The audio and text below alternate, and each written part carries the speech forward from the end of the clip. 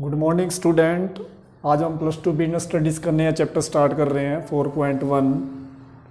इसका नाम है planning and types of plans, नियोजन और योजनाओं के प्रकार। अब ये प्लानिंग क्या होती है, नियोजन।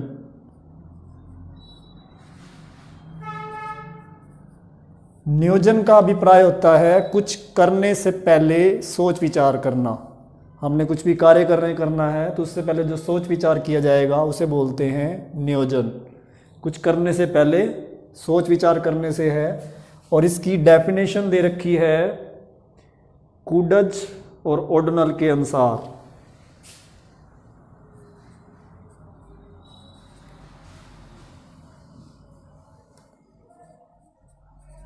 And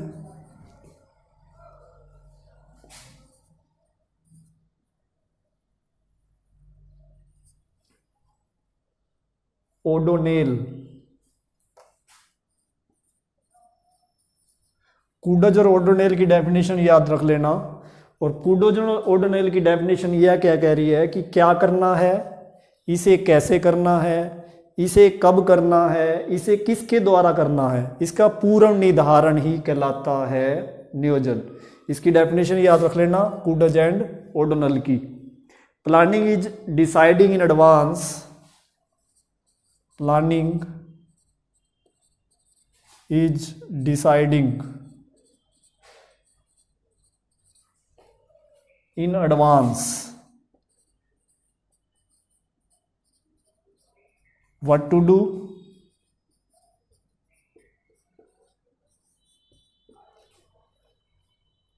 how to do it, what to do, how to do it, when to do it,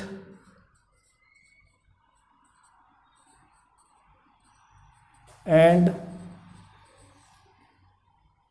who is do it, who is to do it।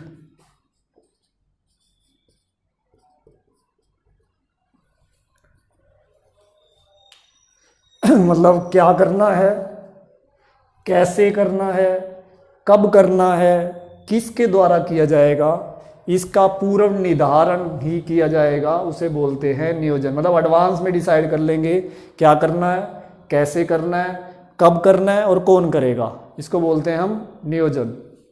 अब हम करते हैं इसकी विशेषताएं, नियोजन की विशेषताएं।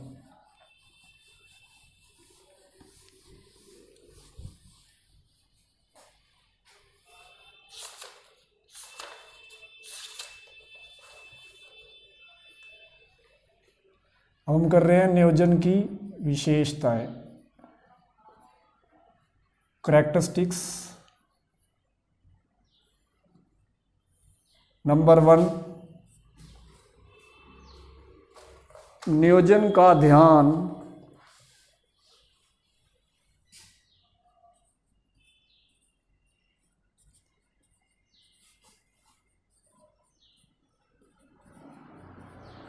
नियोजन का ध्यान उद्देश्य प्राप्ति पर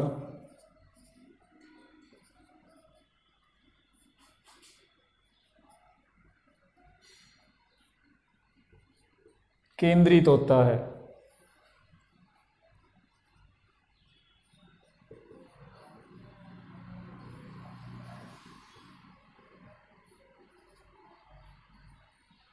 उद्देश्य प्राप्ति पर केंद्रित होता है।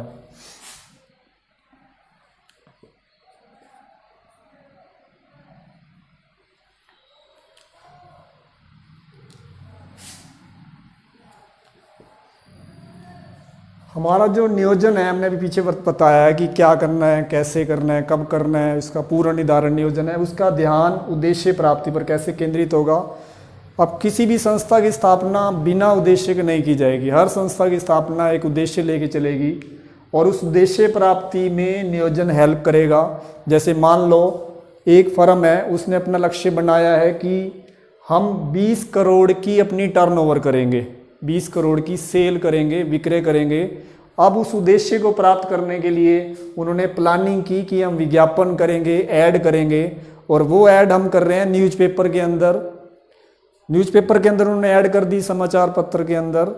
तो कुछ समय बाद ये चेक करा कि उद्देश्य प्राप्ति अभी पूरा नहीं हो रहा, तो उन्होंने क्या किया, उद्देश्य को प्राप्त करने के लिए जो माध्यम उन्होंने चुना था उसको परिवर्तन किया। फिर एक प्लानिंग करी कि अब हम विज्ञापन टीवी पे देंगे, टीवी पर विज्ञापन कर दिया। इसलिए हम बार बार हम क्या करेंगे, हमारी प्लानिंग का ध्यान क्या होगा, उद्देश्य प्राप्ति पर होगा। जो हमने उद्देश्य निर्धारित कर दिया, बार बार प्लानिंग करेंगे ताकि उद्देश्य प्राप्त किया जा सके।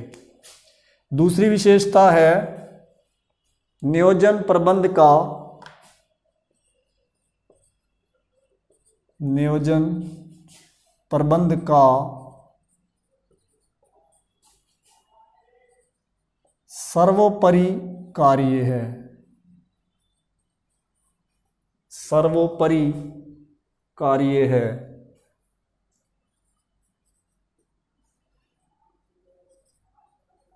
सर्वोपरि मतलब primary, primary function of management. Planning is the primary function of management.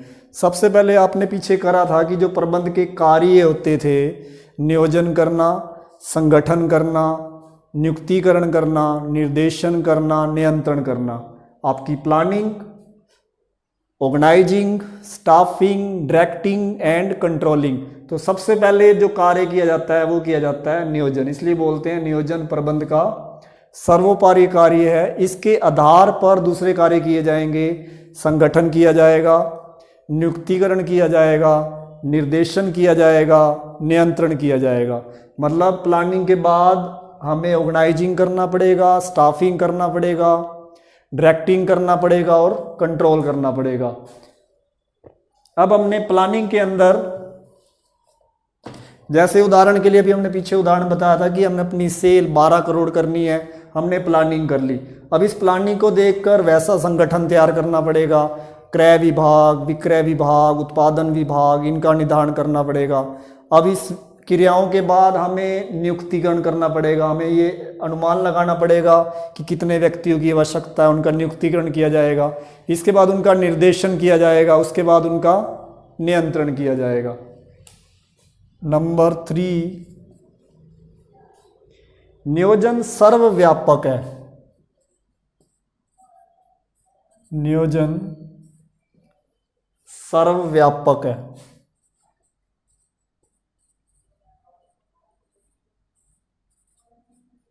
नियोजन इज परवेसिव। हमारा जो नियोजन है वो हर जगह लागू होता है, चाहे प्रबंध का कोई भी स्तर हो, उच्च स्तर हो, मध्य स्तर हो, निम्न स्तर हो, हर जगह नियोजन की आवश्यकता होगी। चाहे संस्था का प्रबंध संचालक हो, मैनेजिंग डायरेक्टर हो, चाहे कारखाने में काम करने वाला फोरमैन हो, हर जगह उनको प्लानिंग करनी पड़ेगी। ये होगा कि जो उच्च स्तरीय प्रबंधक होंगे वो नियोजन में जितना समय लगाएंगे, उसकी अपेक्षा जो निम्न स्तर के प्रबंधक हैं उनके द्वारा कम समय लगेगा। उस तरह जो प्रबंधक है उनको ज़्यादा समय लगाना पड़ेगा।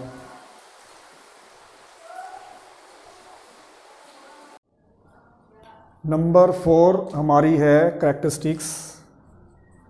नियोजन सतत है, निरंतर। नियोजन सतत है, मीन्स प्लानिंग इज कंटिन्यू। जो भी योजना तैयार की जाएगी वो निरंतर की जाएगी। सतत होता है निरंतर, कंटिन्यू।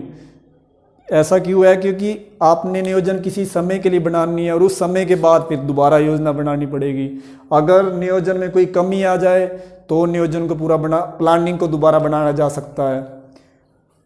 और व्यवसायिक वातावरण जो हमने पिछला चैप्टर किया था उसमें तेजी से परिवर्तन होते जा रहे हैं, तो हमें अपनी योजनाओं को पुनः बनाना पड़ सकता है। इसलिए बोलते हैं नियोजन लगातार चलेगा, बार बार प्लानिंग करनी पड़ेगी। नंबर 5 कैरेक्टरिस्टिक्स, नियोजन भविष्यवादी है। नियोजन भविष्यवादी है।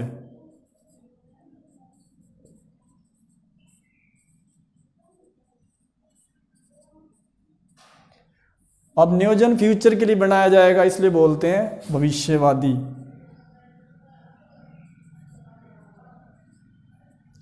अब देखो आपकी इस डेफिनेशन में क्या था, क्या करना है, कब करना है, कौन करेगा, किसके द्वारा किया जाएगा, तो वो प्लानिंग थी आपकी नियोजन। तो इसका संबंध भविष्य से है, भविष्य में कौन क्या करेगा, कब करेगा, तो ये प्लानिंग हो गई।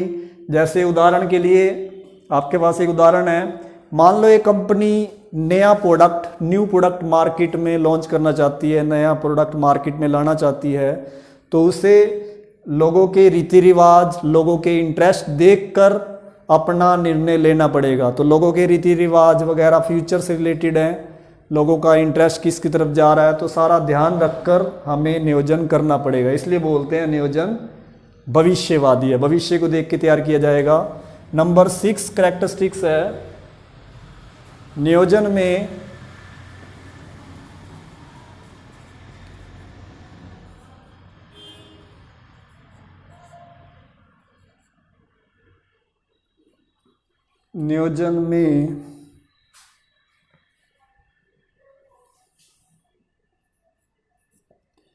निर्णयन शामिल है।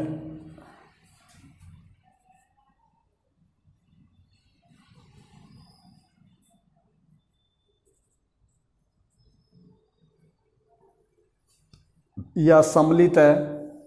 निर्णय होता है डिसीजन लेना, आपकी प्लानिंग के अंदर डिसीजन शामिल है, क्योंकि नियोजन की आवश्यकता उस समय होती है जब किसी कार्य को करने के हमारे पास अनेक विकल्प हैं और उस एक अल्टरनेटिव में से, अनेक अल्टरनेटिव में से, अनेक विकल्पों में से हमने एक विकल्प का चयन करना पड़ता है।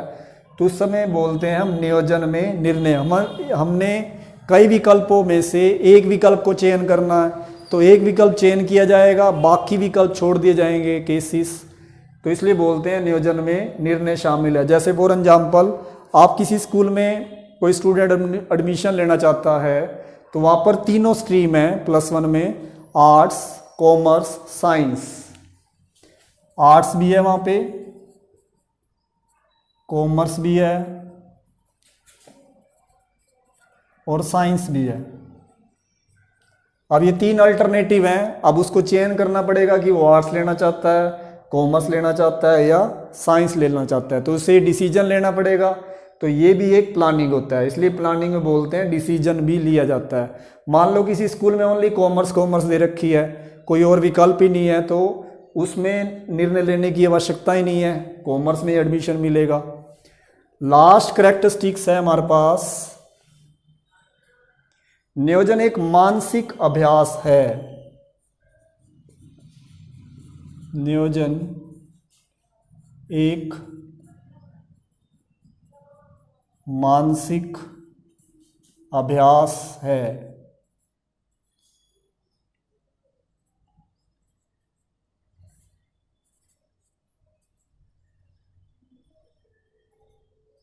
मानसिक अभ्यास, मेंटल एक्सरसाइज।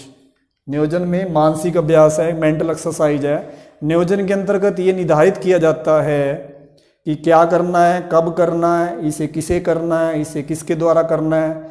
तो ये एक मानसिक अभ्यास है, क्योंकि 3-4 चीज़ों का डिसीजन लेना पड़ता है कि हमने क्या करना है, इसे कैसे करना है, इसे कब करना है, इसे किसके द्वारा किया जाना है। तो एक मानसिक अभ्यास है, एक मेंटल एक्सरसाइज है हमारी, इसलिए बोलते हैं नियोजन एक मानसिक अभ्यास है। ये आपकी 7 विशेषताएं हो गई।